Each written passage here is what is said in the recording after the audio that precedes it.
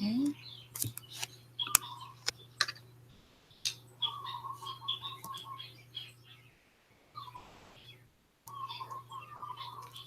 And we're live. Aloha, everybody.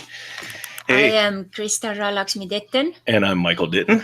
And we are Infinite Activation. And we're coming to you from Big Island, Hawaii. And today is the day we are starting our new challenge for 5 days. 5-day live challenge.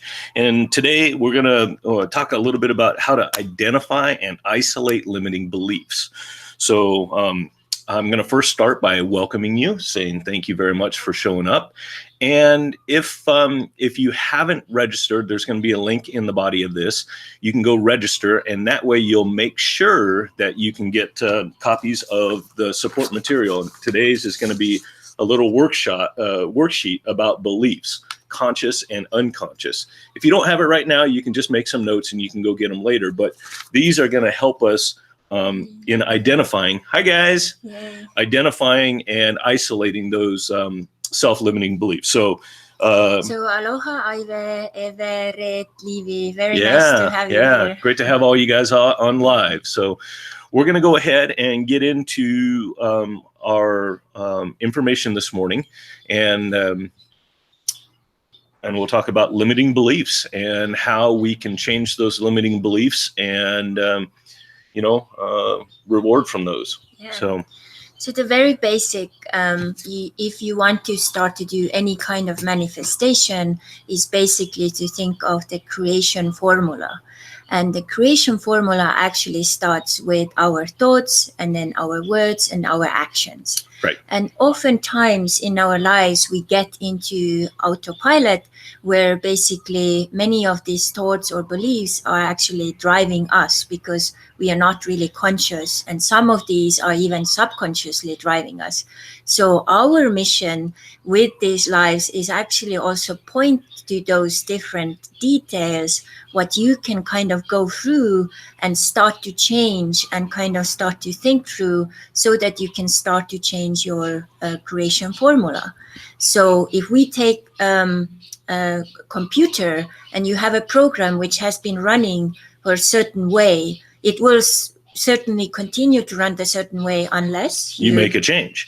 And the change is to either delete the old program or reprogram what you have. Mm-hmm.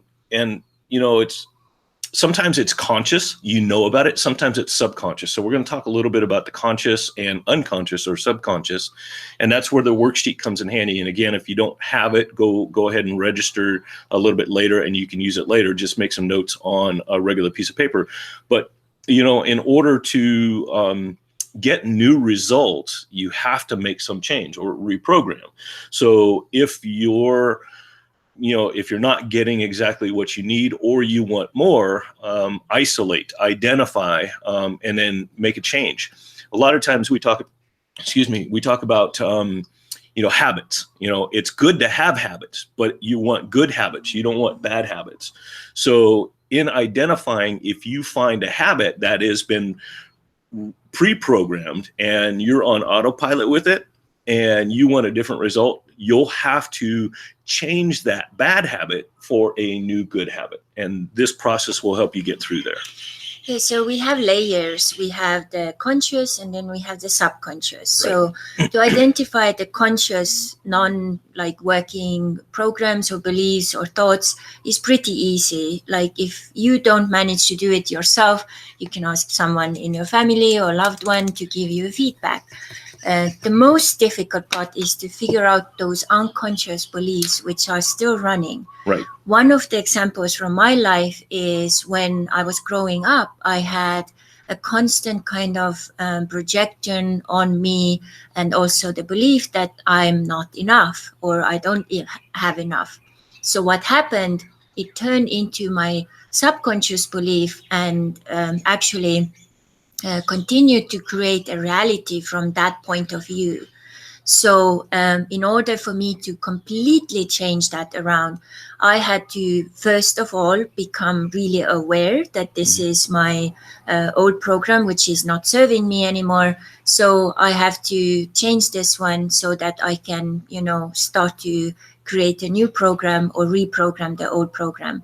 And this may seem very simple, but one little change and just awareness that you are aware that this is not working and this is popping up will help you to change it. Because once you are aware of something which is not working, it actually can't exist anymore. Like from the anthropological point of view, once you start to focus on something or observe something, it will change. So if you will start to observe your old thoughts and programs, it has to change, and you can't just continue doing the same old same, because it just doesn't work. You understand that you are like kind of out of balance. And kind of also with the car, if you put your car into cruise control, it goes cruise control until you change it. So in your life too, do you want to drive on autopilot, or would you like to start to create the life on your terms? Yeah. So, and that's where also you'll want to identify the conscious and subconscious. So the conscious would be something you're doing repetitively and you're not getting the result that you want. So you become, aware of that. You make a change. And when you make that change, something different will happen, good or bad. Then you can decide whether that result is what you want. And if it is, great. If not, you make another change. The subconscious that she was referring to, and had she not become aware of it, it could have driven her life. But it was somebody else that had planted this in her. And as a child, she didn't really understand that. She didn't know she didn't know that this was happening. But as she grew older and realized that there was a pattern or something that was going on, and she reflected back on it, when she did, she realized, that's what I was told when I was younger. That doesn't necessarily mean what's happening today, but it was something that was repetition or put into my brain, or, I was made to believe, and it was somebody else's belief or somebody else's idea that kind of formulated or formed my life up to that point. And now you have the opportunity to make your own choice. So we are very, very happy that there are so many people joining today. I see Heli, Christina, Alatrino, Birgit. Aloha to all of you. Yeah, hi guys. Riley, Iva. And if you think this topic is really, resonating with you, give us thumbs up. And if you have some questions, just shoot those here right now or later.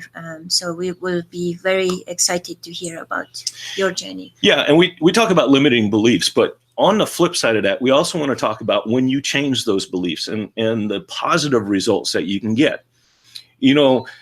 I was pretty fortunate that I kind of, was driven, and I did things on my own. I beat my own drum through life, but I was often told that if I wanted more, sometimes somebody that was jealous of what I was doing or what I had or wanted to have, or if somebody believed that it was above and beyond their expectations, then it was above and beyond my expectations. And, if you allow people to project it upon you, then it could certainly affect you. But I don't believe that way. I don't work that way. So, for example, when I decided that I wanted to take off and sail around the world and enjoy life and see what the world had to offer, that was my belief. Even though people told me I was crazy for doing it, cutting lines from, family and friends, not living the societal norm, I decided that's what I wanted. And if I let them, they would have had an influence on me, but I didn't let them. So in my habits, I started to do the things I needed to do to make that happen. I put a 9x12 map up on the wall and decided where I wanted to go and put little Post-it notes. I made a game plan of all the things that needed to happen before, during, and after. And I worked on it every single day until I took off and I went sailing. And that was a huge reward. And that was from not allowing somebody or not allowing myself to limit those beliefs. So you have limiting beliefs, which if you're conscious of them, or if you have something and it's in the subconscious and you work on finding it out, then you make that change, the thoughts, words, actions, habits. And with those changes will come different results. And again, if it's not quite the result you want, that's okay. You can change again. But most likely, if you're conscious of what you want and you start working towards it, then you'll get the results that you want. So don't allow yourself or anybody else to give you limiting beliefs or limiting abilities. Choose for yourself what it is you want to do, and write down what your limiting beliefs are on your worksheet. And again, if you don't have the worksheet, that's okay. If you haven't registered, there's a link there. Go register. You'll get access to the past worksheets and all the worksheets for the other 4 days. But you can write down what those limiting beliefs are, and there's going to be some steps that will help you change those as well. Yeah, and just to finalize a thought about I'm not enough, because many of you may still struggle with that, is in some ways, it was a good motivation for me to actually start to prove to the world that I am enough in so many ways. But after some time, first you will basically run out of steam, and this is not the way to live. Like, you shouldn't live or do whatever you do in order to prove that you are worth or you are enough. So each one of us is enough as we are, and we are here to actually, live our lives fully and fulfill our dreams and, thrive. We are not here to survive. And this is why we call it also Abundance Challenge, so that all of us will go through more deeply and consciously what are those different things which are challenging me to actually thrive and live my dreams on my terms.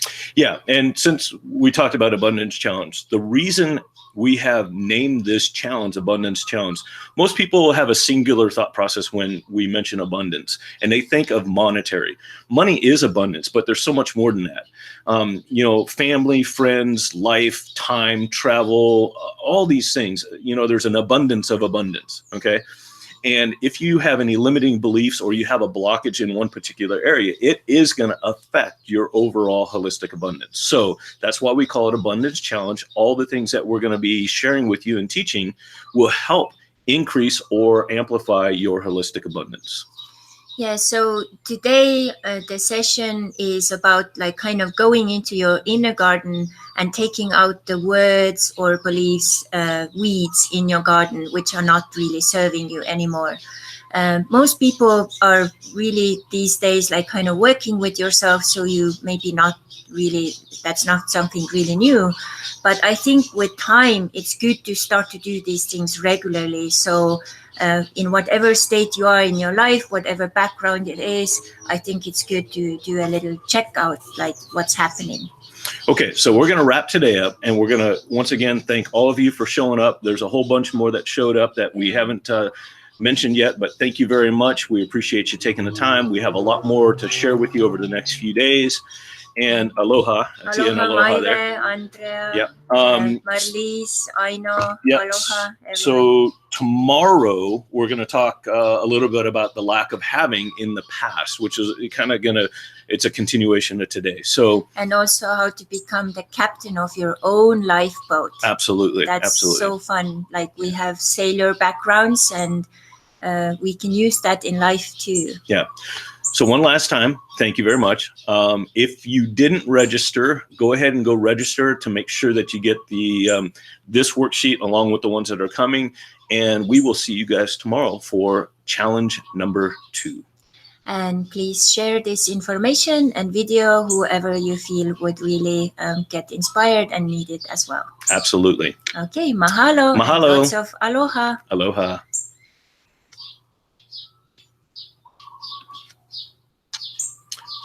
Wait. Yep. That's what I was going to say.